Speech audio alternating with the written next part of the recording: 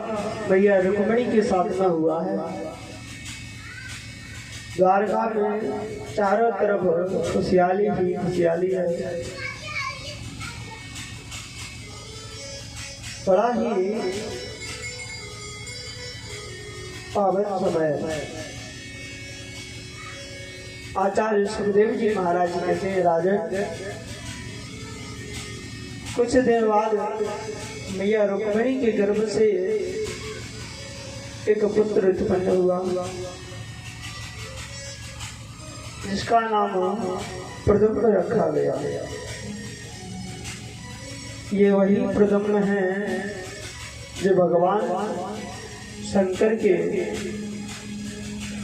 तीसरे नेत्र से भस्म हो गए हैं।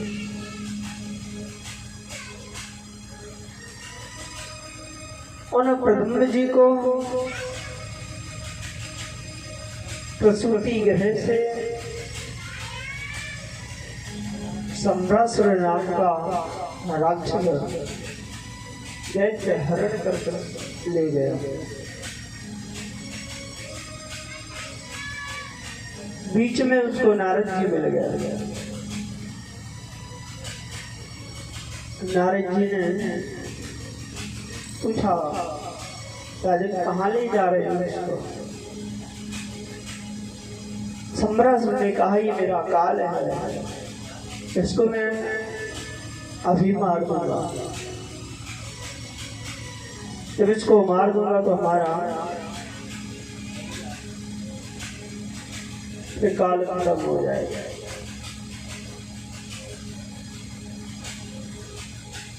नारद जी ने कहा, तुम एक बालक को मारोगे तो तुम्हें पाप लगेगा। मैं तुम्हें एक ऐसी युक्ति बताऊं कि जिससे सांप भी मर जाए और लाठी भी ना टूटे। सम्रासुर कहने लगा, बताइए गुरुदेव भगवान क्या है? नारद जी ने बड़ा ही सुंदर तरीके से सम्रासुर को समझाया है। कहने लगे, राजन अपने हाथों में दोष नहीं लगेगा, और अगर इस बालक की हत्या तुम करोगे तुम्हें बाल हत्या लग जाएगी। मैं तो ये कहता हूँ इसको यहीं से छोड़ दो। आकाश मार्ग में सम्रासुर लेकर के जा रहा है। नारद जी कहने लगे कि यहीं से छोड़ दोगे तो ये जाते जाते पृथ्वी पर इसकी गोविंदाय नमो नमः मर जाएगा, तो तुम्हें भी इसका दोष नहीं लगेगा। अब सम्रासुर समझ गया, सम्रासुर ने वहीं से फेंक दिया। समुद्र में ज्यों ही फेंका है प्रद्युम्न को, तो प्रद्युम्न को एक मछली निकल गई, और उस मछली ने जब भगवान के पुत्र प्रद्युम्न को निगल लिया तो बहुत दिव्य, बहुत ही सुंदर लगने लगी। मछुआरों ने जाल डाला और वो मछली उस जाल में फंस गई।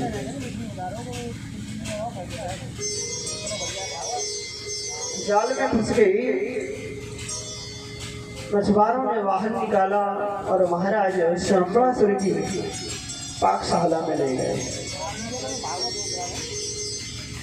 जब उसका पेट चीरा तो पेट में एक सुंदर बालक, दिव्य बालक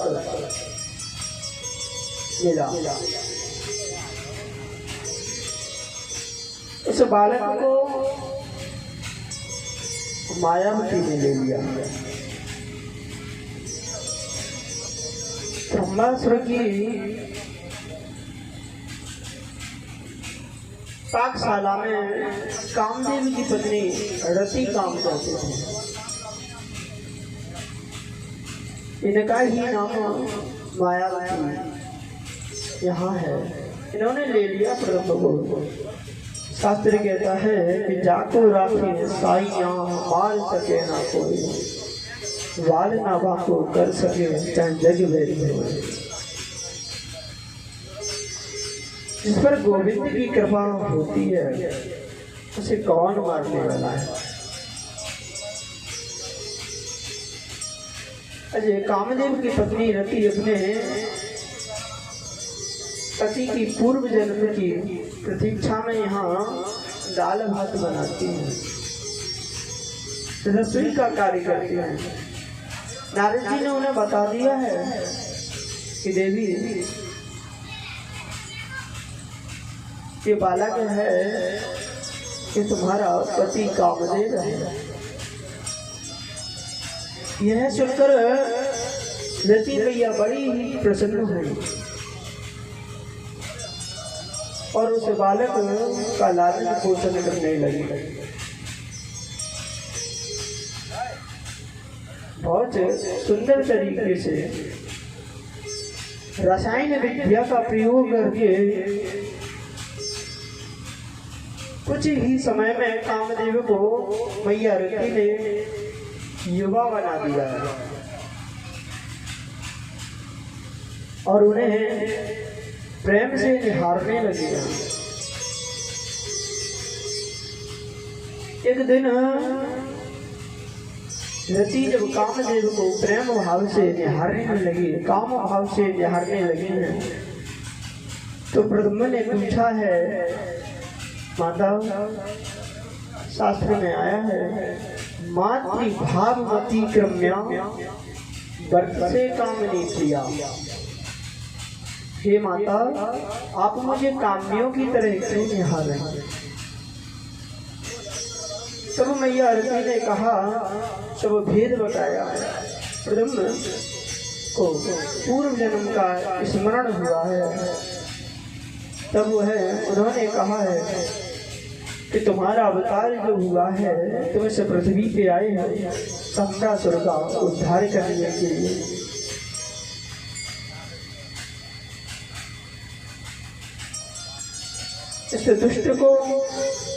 इस दुष्ट का वध करने के लिए तुम यहाँ आए। आज प्रद्युम्न ने शंबरासुर को ललकारा है। ललकार कर उसके साथ में करोड़ों सेना के सहित उससे युद्ध किया है और युद्ध में उसे उसका उद्धार कर दिया है। शंबरासुर का उद्धार हो गया है। आज मैया रति को लेकर के प्रद्युम्न द्वारकापुरी के लिए आए।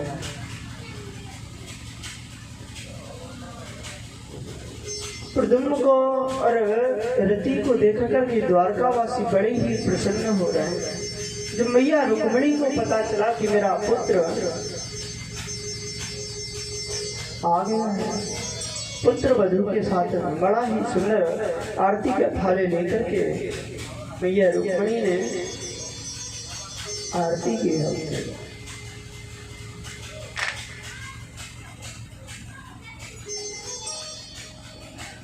और अंदर महलों में ले गए। तो कामदेव भगवान की, रति भैया की,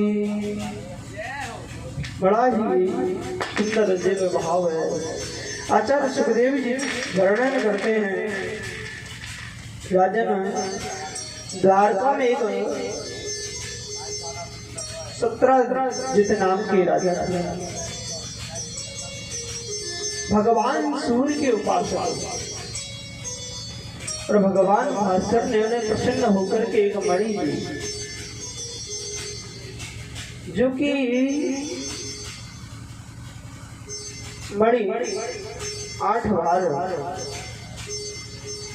सोना रोज प्रदान करती है। श्यामंतक मणि जो भगवान सूर्यदेव ने दी, वह रोज 8 बार सोना प्रदान करती थी। एक दिन सत्यराज द्वारकाधीश के दरबार में पहुंचे हैं और उस मणि के विषय में वहां चर्चा हुई। भगवान कहने लगे सत्यराज से कि तुम्हारा छोटा सा परिवार है, घर में कितने प्राणी हैं? सत्यराज कहने लगे कि मैं, मेरी पत्नी, मेरी पुत्री और एक मेरा भाई है।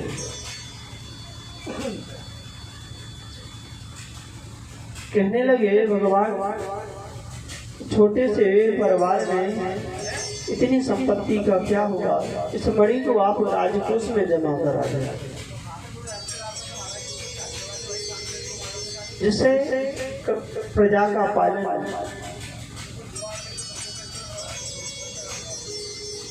परोपकार में आपका धन, परोपकार में आपकी संपत्ति का व्यय होगा। मगर सत्यराज को ये बात अच्छी नहीं लगी और भगवान के दरबार से जब आ गया है तो उस मणि को लेकर के उसका भाई प्रसेन आखेट करने के लिए वन में चला गया।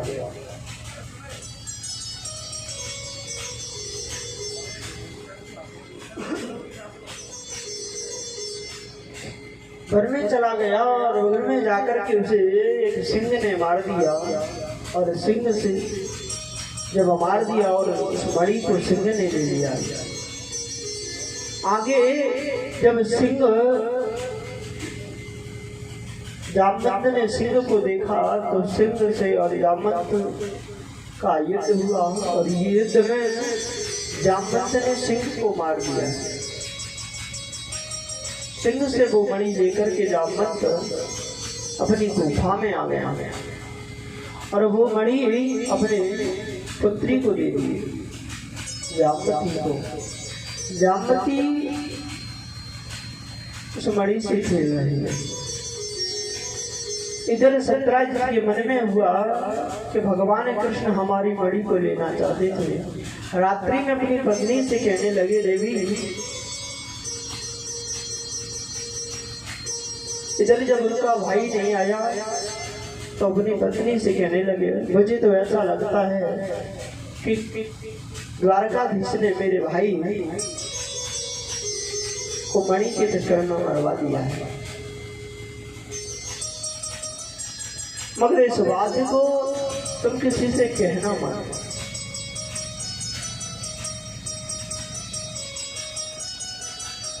पत्नी ने कहा, नहीं भगवान मेरी तो नहीं कहूँगा। मगर नारी जाति का स्वभाव ही कुछ ऐसा होता है और वह बात उसके पेट में पची नहीं। एक सखी से मिलने गई और सखी पूछने लगी, बहन कैसे उदास है तू, क्या कारण है, आज कुछ उदास सी दिख रही है। सत्यराज की पत्नी ने कहा, कुछ नहीं बहन, ऐसे नहीं। सखी पूछने लगी है, उसकी पड़ोसन पूछने लगी है, कुछ तो बात है। आज उसको बता दिया कि मेरे भाई प्रसेन, मेरे पति के भाई प्रसेन को द्वारकाधीश ने मरवा दिया। मगर बहन तू किसी से कहना मत इस बात को, मैंने तुझे बता दिया है मगर तू किसी और को मत बताना। बोले ठीक है बहन, मेरे तो ऐसा सुभाई नहीं जो मैं काय की बात इधर उधर करूँ। आगे चल करके उस से भी वो बात नहीं छुपी और उसने दूसरे को बता करके कह दिया, बहन तू इस बात को दूसरे को मत बताना। वो भी कहने लगे, अरे मैं कहाँ इसकी इसे की उसे करने वाली, मैं कहा। धीरे धीरे वह बात पूरे द्वारका में फैल गई। भगवान कृष्ण को जब उस बात का पता चला कि सत्राजित अपने भाई की मौत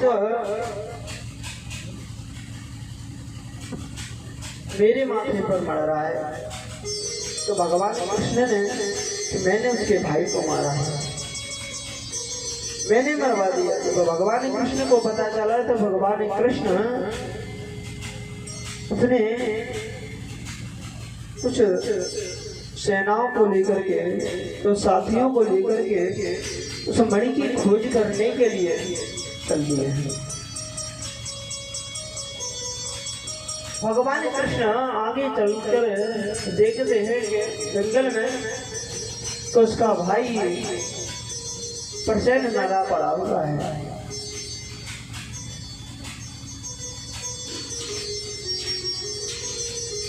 पहचान गए कि ये प्रसन्न है। आगे चले हैं, देखे तो सिंह के पैरों के चिन्ह दिखाई दिए हैं। उन पैरों के चिन्हों से भगवान आगे जंगल में जब बढ़े हैं तो भगवान ने देखा है कि सिंह भी मरा पड़ा हुआ है जंगल में। और आगे जब भगवान गए हैं तो भगवान को जामवंत के पैरों के निशान दिखाई दिए। जामवंत के पैरों के निशान, उन पैरों के निशान के अनुसार भगवान जामवंत की गुफा तक पहुंचे हैं। जब गुफा तक भगवान पहुंच के वहाँ भगवान के सभी साथियों ने कहा, भगवान इस गुफा में पता नहीं बहुत बड़ी गुफा है, मत जाइए आप।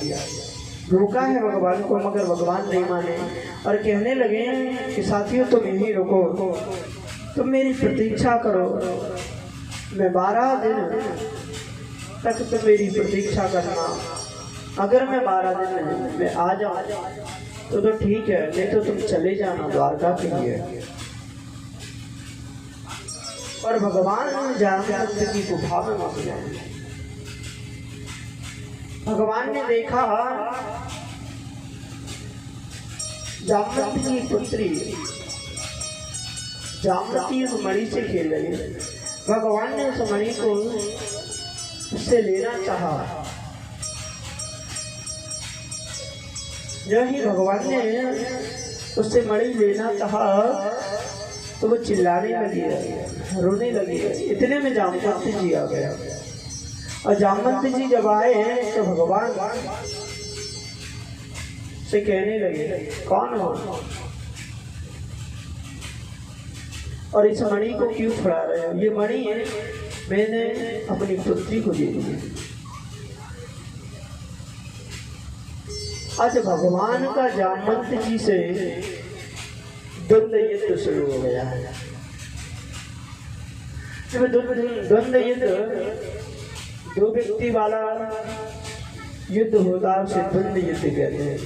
भगवान का जब युद्ध शुरू हो गया है, आज भगवान ने जामवंत की नस नस ढीली कर दी है। 28 दिन तक युद्ध चला। जामवंत समझ गए कोई और नहीं है, मेरे राघवेंद्र ही है।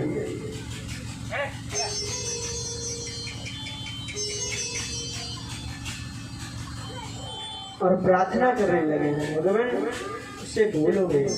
मैं समझ नहीं पाया, मैं पहचान गया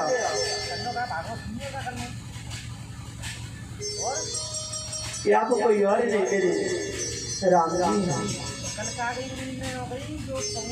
ब्रह्म विनम्र भाव से जामवंत जी स्तुति करने लगे भगवान की। स्तुति करने के बाद में भगवान को अपनी कन्या जामवती अर्पित करते हैं। दहेज में उस मणि को दे दिया भगवान को।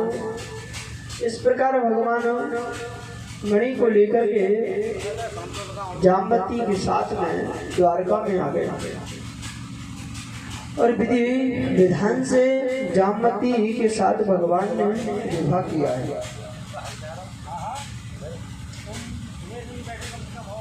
दूसरा विवाह भगवान का जामवती के साथ में यहाँ सुसंपन्न हुआ है। इधर सत्राजित को जब भगवान ने मणि लौटा करके दी तो सत्राजित लज्जित होने लगा। लज्जा के कारण उसने भी भगवान से संबंध बनाना चाहा। जब रिश्तेदारी बन जाएगी तो सब काम ठीक ठाक हो जाएगा। और उसे ये पता है कि मेरी पुत्री जामवत, मेरी पुत्री सत्यभामा भगवान कृष्ण से प्रेम करती है, द्वारकानाथ से प्रेम करती है। आज सत्राजित महाराज ने अपनी पुत्री सत्यभामा का विवाह भगवान कृष्ण के साथ कर दिया और मणि को दहेज में दे दिया, परंतु भगवान ने उस मणि को नहीं लिया। भगवान कहने लगे इस मणि को तुम्हें ही रखो, और जो इससे स्वर्ण प्राप्त होता है, जो इससे सोना प्राप्त होता है, वो आप राजकोष में जमा करते रहें।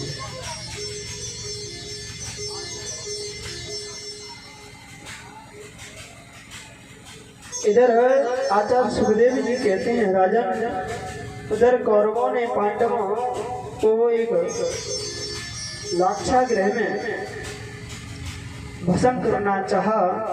भस्म करने की योजना बनाई तो भगवान की कृपा से रंग के द्वारा वो बच गए। यह सुनकर कृष्ण और बलराम जी हस्तिनापुर के लिए चले गए। द्वारका में शतधन्वा, अक्रूर और कृतवर्मा मिलकर के सत्राजित का वध कर देते हैं और वह मणि सत्राजित से अक्रूर जी ले लेते हैं। सत्यभामा के पिता मरने पर सत्यभामा रोने लगी है। इधर भगवान में भगवान को क्रोध आया और क्रोध में आकर के भगवान ने सत्यधन्वा को मार डाला है और उससे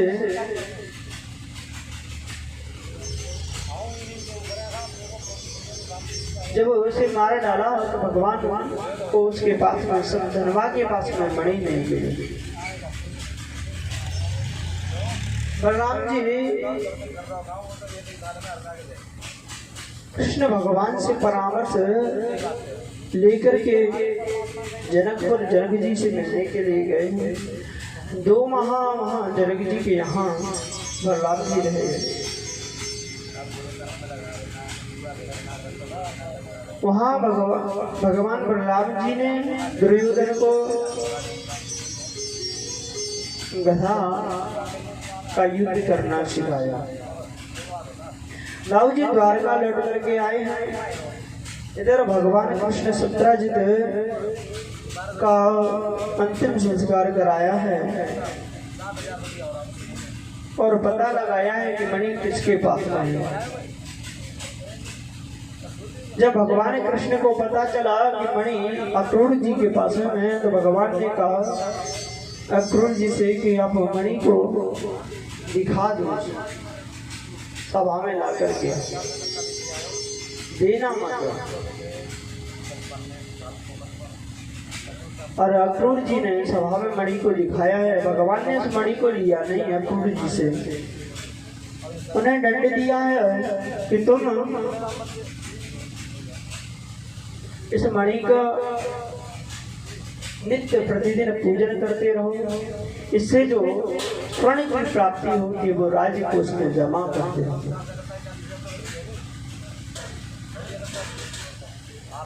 बोलो द्वारकाधीश भगवान की।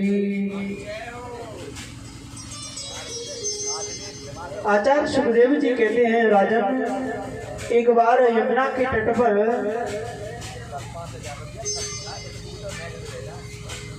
कालिंदी आराधना कर रही थी, तपस्या कर रही थी भगवान अर्जुन के साथ में वहां गए हैं। अर्जुन ने पूछा है भगवान कालिंद्री से, क्या कर रही हैं आप, किसके लिए आराधना कर रही हैं, किसके लिए व्रत कर रही हैं। कालिंद्री ने कहा, यमुना मैया ने कहा कि मैं भगवान कृष्ण को अपना पति बनाना चाहती हूँ। अर्जुन ने कहा कि जब भगवान साथ में हैं तो फिर देर इस बात की शुभकामना।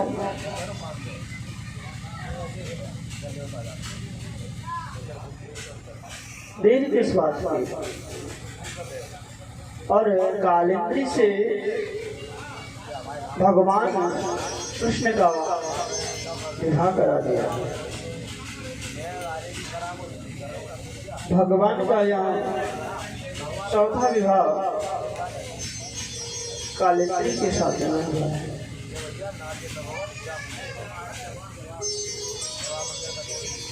एक नग्नजित नाम की राजा थे। उज्जैनी के राजा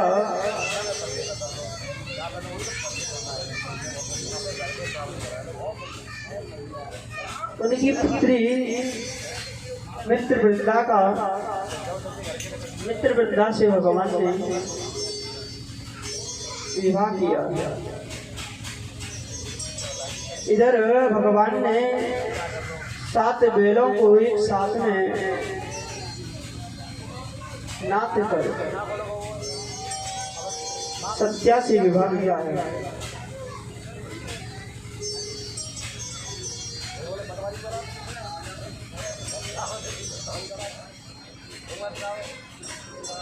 आठवां विवाह भगवान ने अपनी बुआ सुतकीर्ति की पुत्री भद्रा से विवाह किया।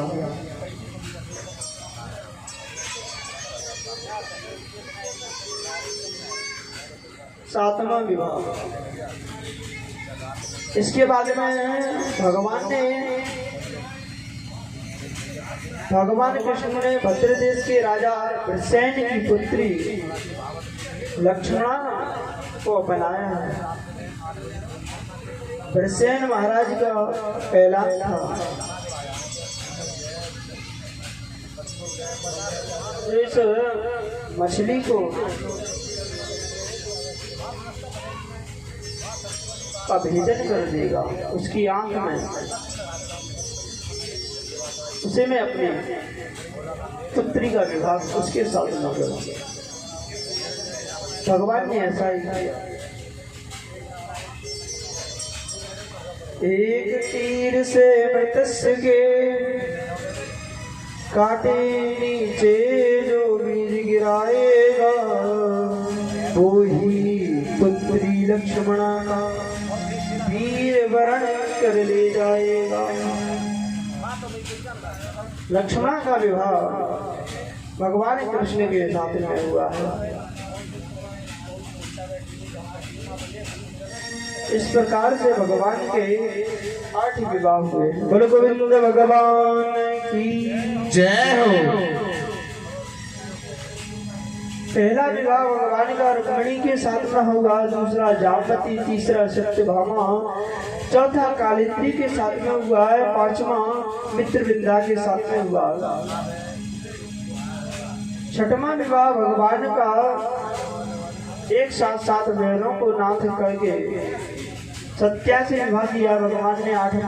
7वां विवाह भद्रा से किया और 8वां विवाह लक्ष्मणा से किया।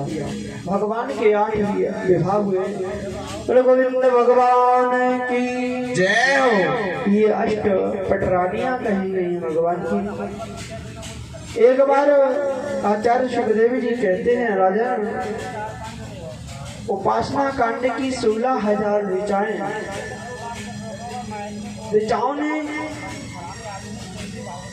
भगवान की तपस्या कर भगवान को पति रूप में मिले, ऐसी तपस्या की। तो भगवान ने उन्हें वरदान दिया है कि जब मैं कृष्ण अवतार लूंगा तो आपकी कामना पूर्ण करूंगा। इधर भौमासुर ने इन 16,000 ऋचाओं का हरण कर 16,000 इन कन्याओं का हरण किया। तब भगवान ने भौमासुर को मार करके उसके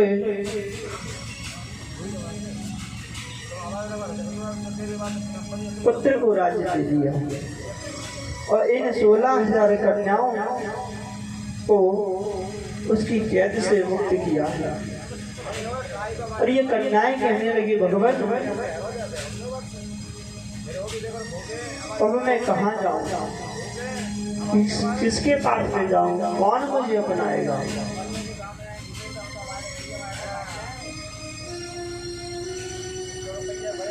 भगवान ने कहा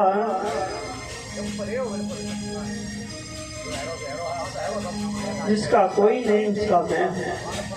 अरे भगवान कहने लगे, अगर तुम्हें किसी भी प्रकार की कोई शिकायत ना हो तो तुम सब मुझसे विवाह। और भगवान ने एक साथ 16,000 कन्याओं के साथ में विवाह किया, सभी के साथ में विवाह किया। ऐसे भगवान के 16,108 विवाह। द्वारकाधीश भगवान की जय हो। प्रत्येक रानी से 10-10 पुत्र और एक पुत्री हुए।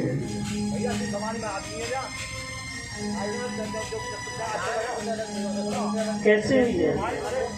एक बार भगवान शंकर की आराधना भगवान कृष्ण कर रहे थे, तो भगवान कृष्ण जब आराधना कर रहे थे, भगवान शंकर ने कहा, बताइए भगवान क्या।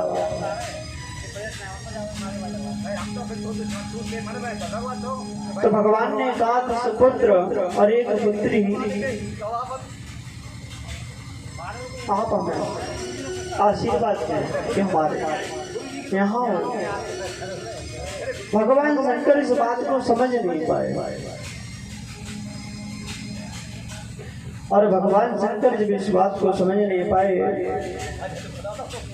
भगवान शंकर कहते हैं कि 8 पटरानी हैं, 8 पटरानियों को अगर हम एक पुत्र देते हैं तो 8 पुत्र होंगे।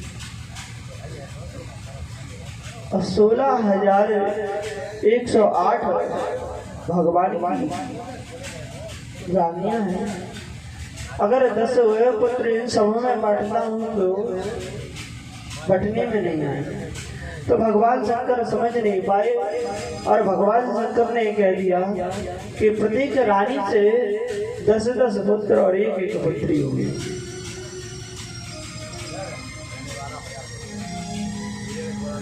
गोविंद भगवान की जय हो। आचार्य सुखदेव जी कहते हैं, राजन परीक्षित भगवान एक दिन लक्ष्मी जी की सेवा में बहुत बिजी। भैया रुक्मिणी भगवान की सेवा कर रही थी।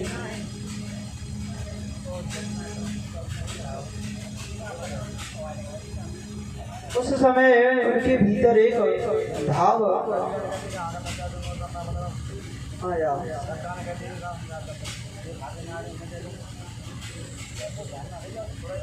आज हाथ प्रयास भगवान रुक्मिणी जी के साथ में कहने लगे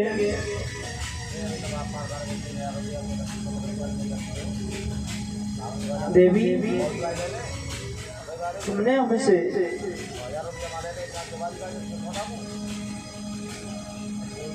क्या सोच के विवाह कर लिया?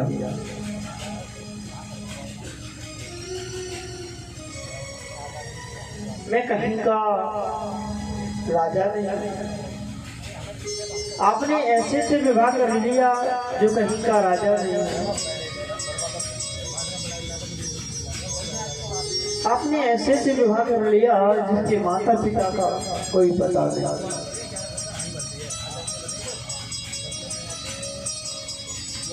और ऐसा भी नहीं कि बहुत अत्याधिक सुंदर हो, रंग भी देखा जाए तो मेरा रंग भी काला है, फिर भी आपने मुझसे विवाह कर लिया।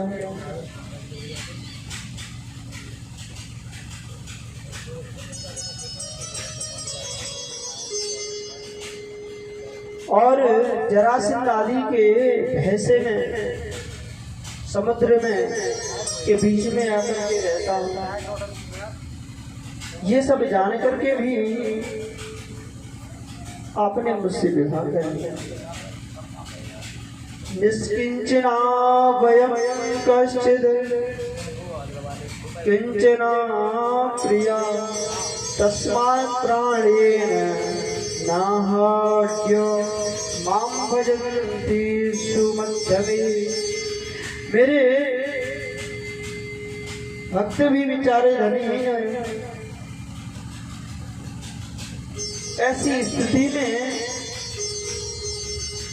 आपने मुझसे विवाह किया। रुक्मिणी जी बड़ा ही सुंदर उत्तर दे रही हैं।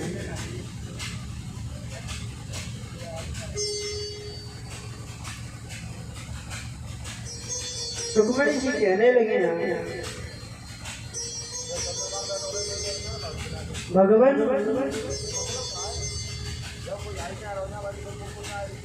पहले तो आपने कहा मैं कहीं का राजा नहीं, तो आप तीनों लोगों के नाथ हैं। दूसरा आपने कहा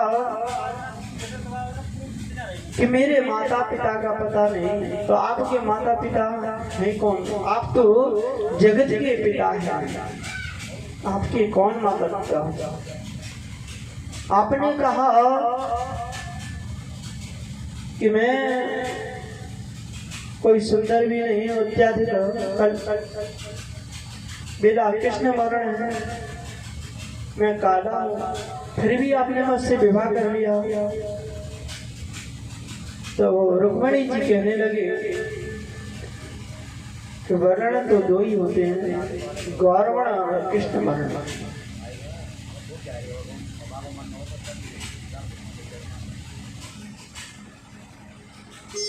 भगवान रुक्मिणी जी से कहने लगे मगर ठीक है कोई बात नहीं, अब कर लिया। अगर अब भी आपके मन में कोई जिज्ञासा हो, रुक्मिणी मैया पीछे पंखा कर रही है भगवान को, आपके मन में कोई जिज्ञासा हो, विवाह करने की चेष्टा हो, तो अभी भी आप कर सकते हैं। हास प्रयास में भगवान कह रहे हैं रुक्मिणी जी से। आज रुक्मिणी जी ने इतना जब सुना है तो रुक्मिणी जी को चक्कर आ गया, और रुक्मिणी जी भगवान को जो पंखा कर रही थी पीछे जाकर के गिर पड़ी, जमीन पे गिरी है, जमीन गिर रही थी।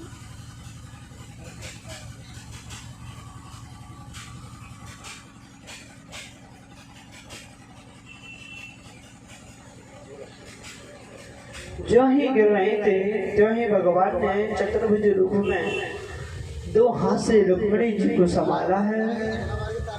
एक हाथ से जल पिला रहे हैं भगवान, एक हाथ से पंखा कर रहे हैं। और रुक्मिणी जी से कहने लगे मैं तो हास परिहास कर रहा था, और भगवान मुस्कुराने लगे।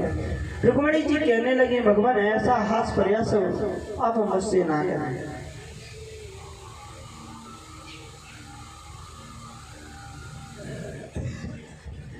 आज भगवान रुक्मिणी जी के साथ में बड़े ही आनंद से रहे हैं।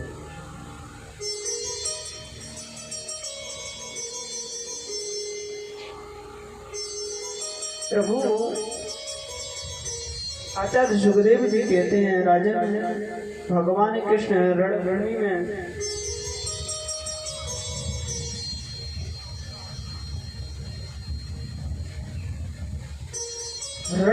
में संस्कार कर दिया था जिसका रुक्मी का।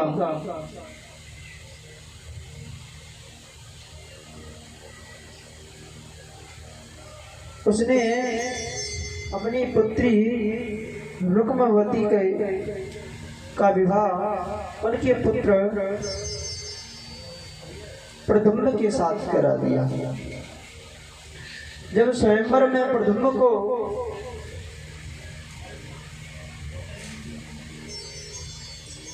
रुक्मवती ने वर्ण के लिया,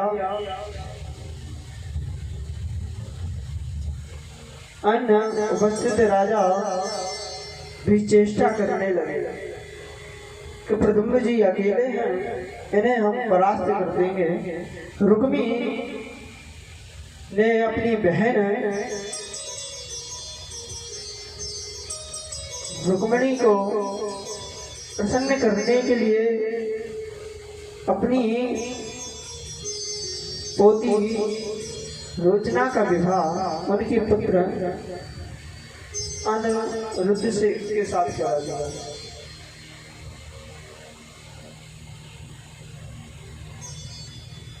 जो कि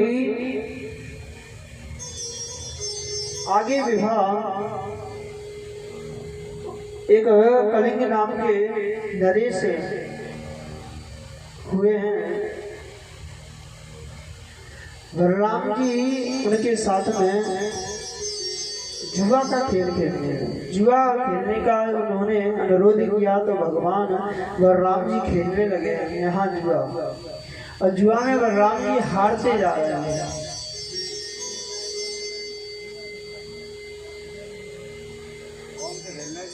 जब हारने लगे हैं तो बलराम जी को क्रोध आ गया और बलराम जी ने 10,000 मोहरों को एक साथ में दाव पर लगाया और बलराम जी जीत गए। रुक्मी ने छल से उन्हें छल लिया।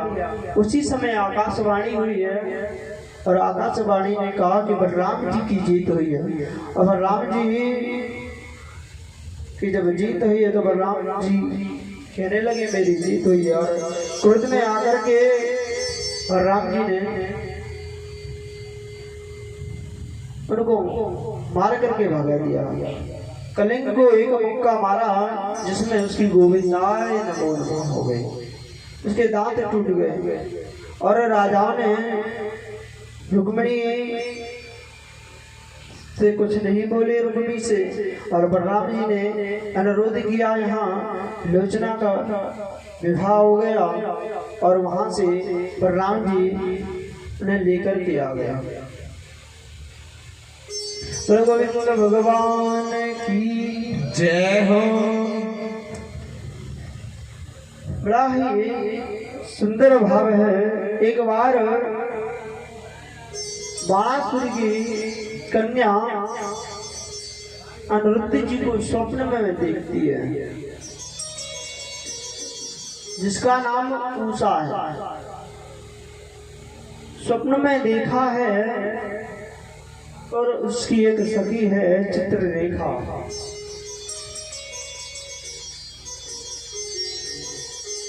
चित्रलेखा से उसने जो स्वप्न में राजकुमार देखा उसका चित्र बनवाने लगी। जब चित्र बनवाया तो चित्र वो अनिरुद्ध का निकला है।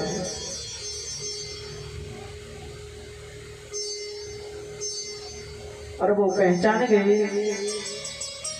मायावी विद्या से अनिरुद्ध को द्वारका से हरण कर लिया और उषा के पास में लेकर के ले आई। इस प्रकार बहुत दिन बीत गए। उषा के साथ में अनिरुद्ध जी को रहते रहते किसी को कुछ पता नहीं चला।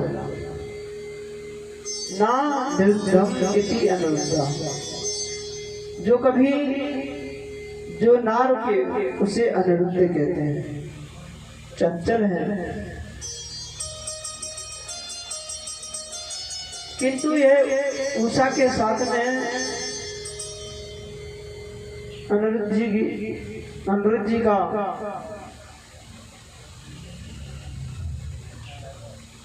विवाह, उषा सोचती है कि मैं अनिरुद्ध के साथ में मेरा विवाह हो जाए। जब बाणासुर को यह ज्ञात हुआ तो उसने ब्रह्मफांस के द्वारा अनिरुद्ध जी को कारागार में डाल दिया। इधर नारद जी के द्वारा द्वारका में द्वारकाधीश को पता चला है कि उनका पौत्र बाणासुर की जेल में है। तो यदुवंशियों की सेना सजा करके शोणितपुर पर भगवान ने चढ़ाई कर दी। इधर भगवान शंकर ने उसकी रक्षा की। बाणासुर भगवान शंकर का भक्त है।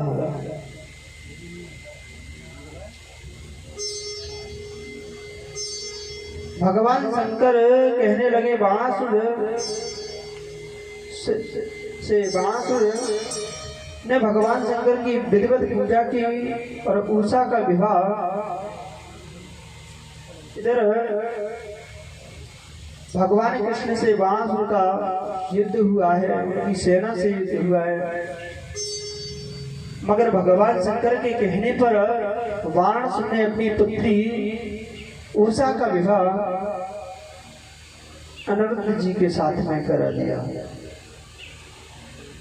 बोलो गोविंद भगवान की जय हो।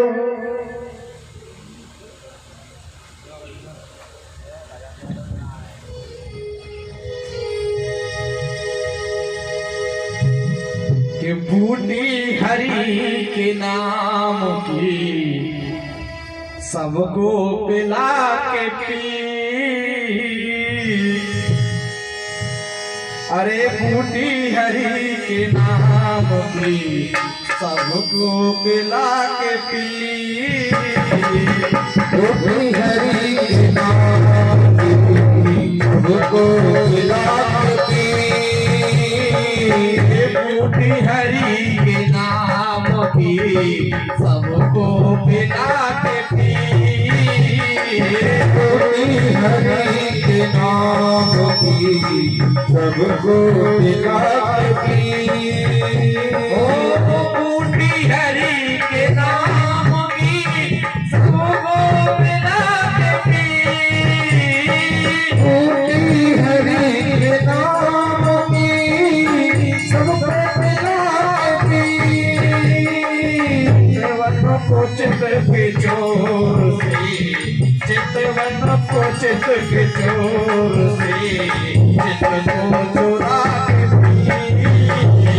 बूटी हरि के नाम की सबको पिला के पी। बूटी हरि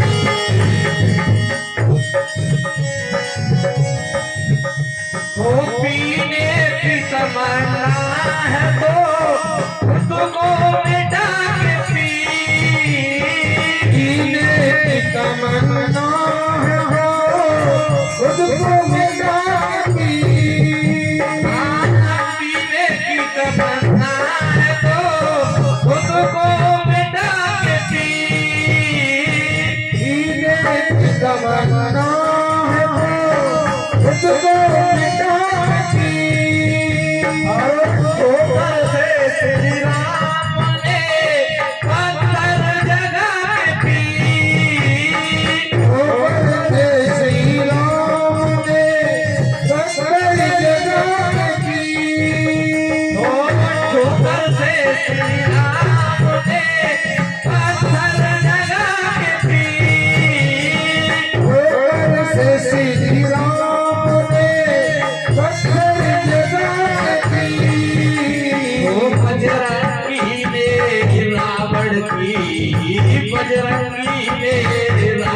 की गंगा जलाती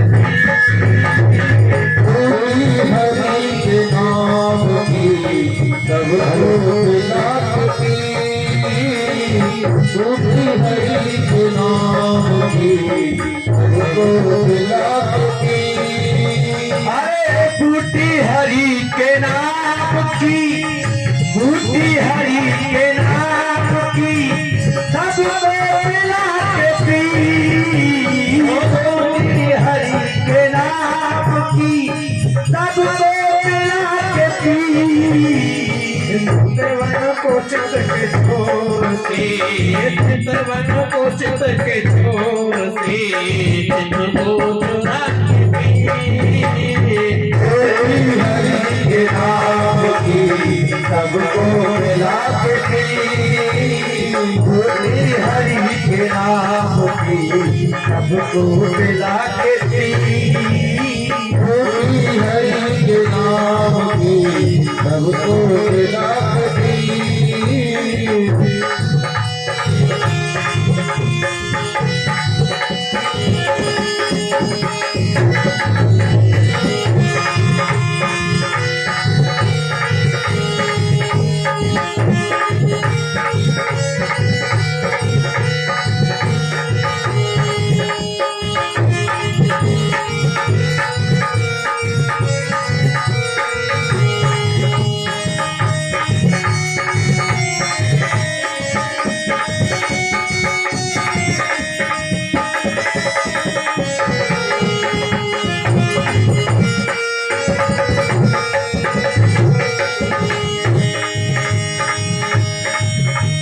पृथ्वी का भार से सुने सिर पर उठा के पी पृथ्वी का भार से सुने सर पे उठा के पी अरे पृथ्वी का भार से सुने सिर पर उठा के पी पृथ्वी का भार से सुने सर पे उठा के पी चोट कांड की चोट कांड की सीने में खाके चोट मार की चोट मार की में खाके चोट कांड की सीने में खाके थी चोट मार की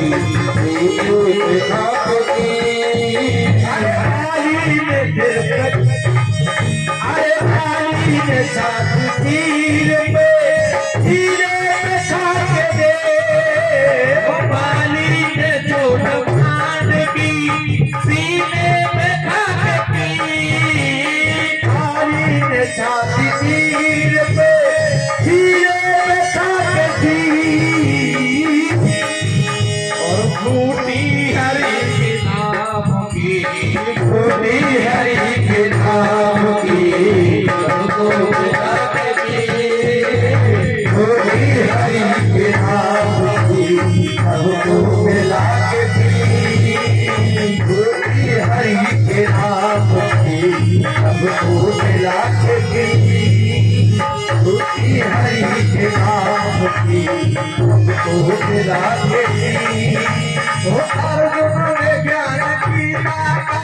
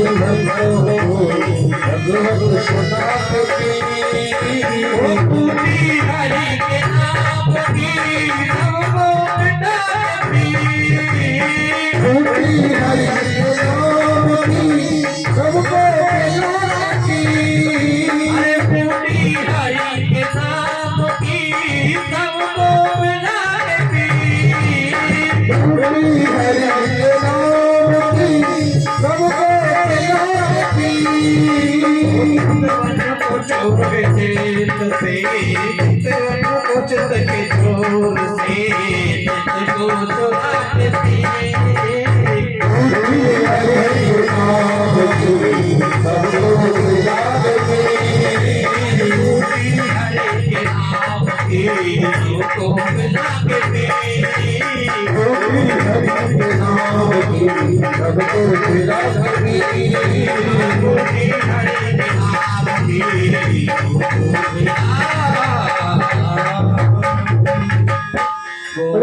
भगवान की जगत भगवान के आचार्य सुखदेव जी कहते हैं, राजन एक बार की बात है, एक दिन भगवान कृष्ण अपने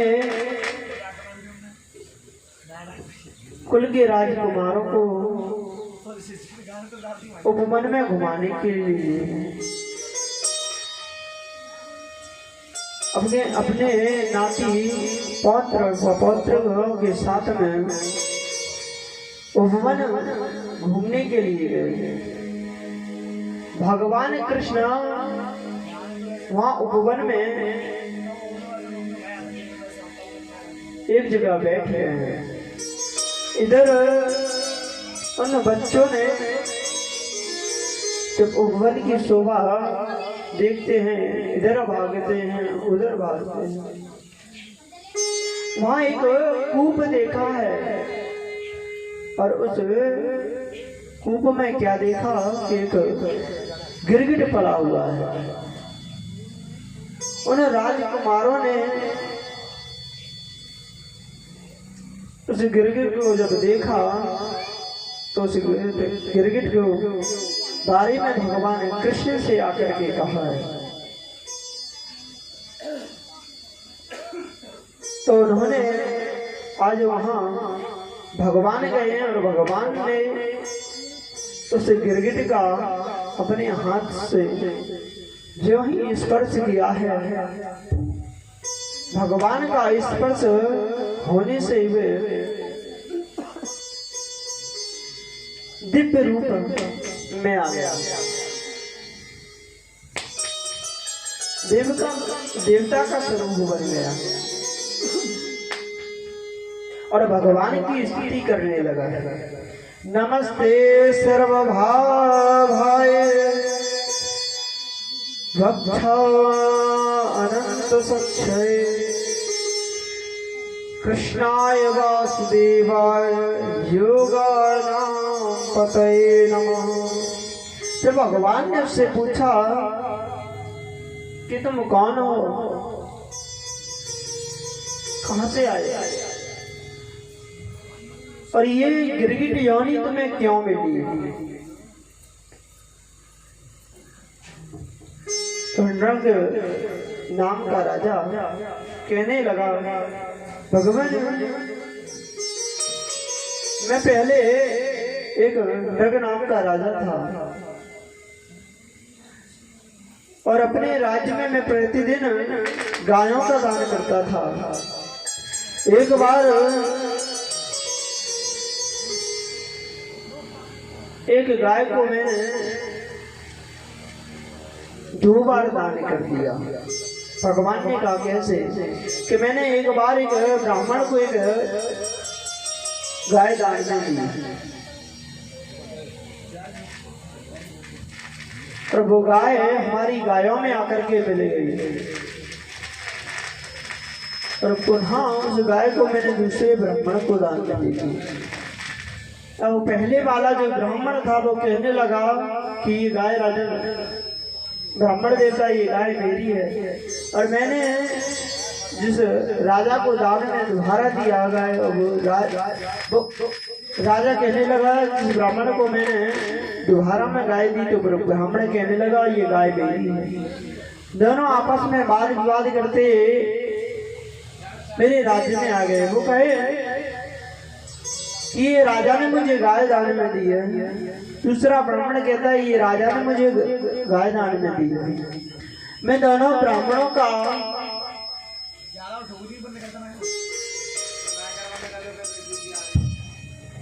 मैं दोनों ब्राह्मणों की बात सुनकर के उनका समुचित निर्णय नहीं कर पाया।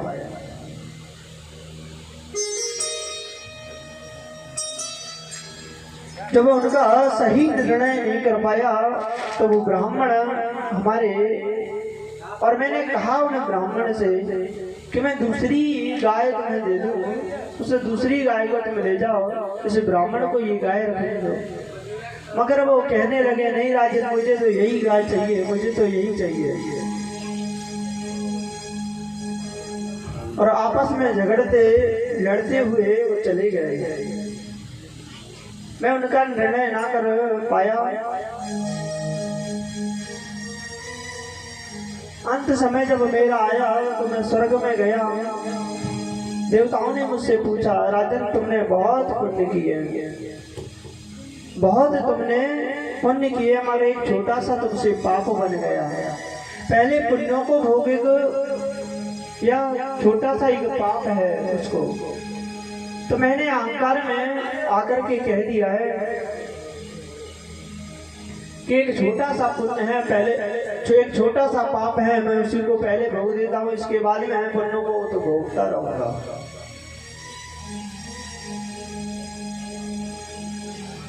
बोलो सद्गुरुदेव भगवान की।